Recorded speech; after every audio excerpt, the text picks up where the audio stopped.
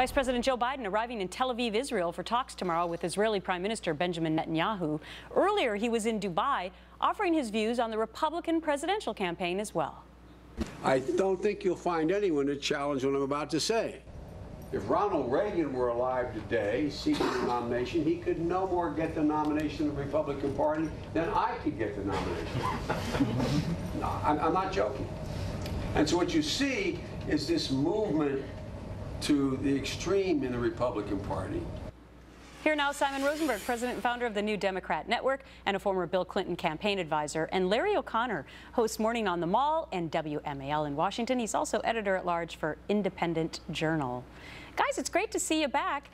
Simon, let me start with you because, you know, I found it fascinating that Joe Biden was only talking about the extremes on the Republican side of things this time around. When you have Bernie Sanders, who some would say being a socialist is quite extreme on the left. I do think that the point that Biden was making, and there was a little bit more of that clip after what we just saw, was there were two things he really I think we could focus on. One is that Reagan was, and I think one of the most powerful things that Reagan had was his optimism, right? He was a sunny guy. He really believed that tomorrow was going to be better than yesterday. And it's hard to see that in the current field, perhaps other than Marco Rubio, right, who's sort of very closely identified himself as a child of Reagan, as he's called it.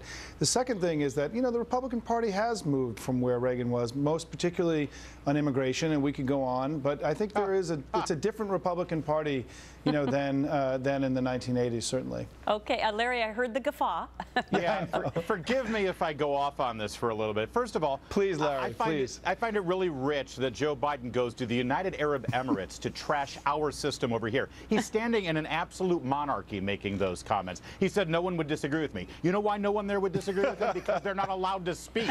Okay, number one. Number two, I'm sorry, Simon Rosenberg, Democrats now, decades later, who loathed Ronald Reagan, called him the extreme, and opposed him at every turn. You're not allowed to turn around now and say, oh, he was so sunny, he was so optimistic. No. You know why he won 49 out of 50 states? Because he was a strong, absolute, resolute conservative. Okay, but you know what? I want to play this game that they're playing. Look at John F. Kennedy and what he stood for. He stood for lower taxes. He stood for defeating communism, specifically Fidel Castro, and he embraced Israel. He couldn't run in today's Democratic Party. Okay, fair point. Now, Joe Biden is over there, Simon, because Netanyahu has said no go to a meeting at the White House. Would you meet with President Obama or Joe Biden for that matter? And isn't this kind of a cleanup mission on Biden's part?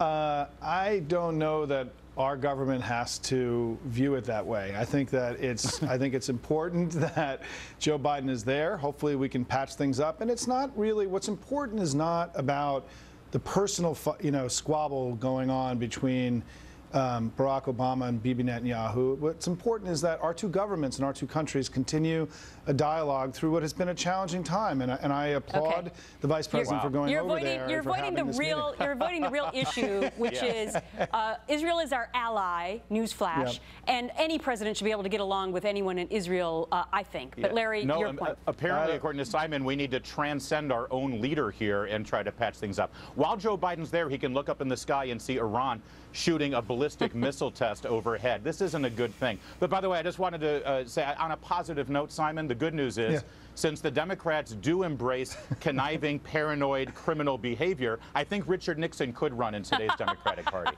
There, Larry, Larry, I'm glad you got the shot in there. It wouldn't be a segment with you without it. And by the way, love the bow tie, Larry. I think he had more energy today because he has a bow tie on for the first time. Oh, look at that. Look at that. No, we're not into low energy commentators on Fox. I'm ready for Dancing with the Stars, okay? Bring it on, Geraldo. That actually is our question of the day. You'll find out in a moment, so you can submit your answer. Larry and Simon, thank you. Thank you so much.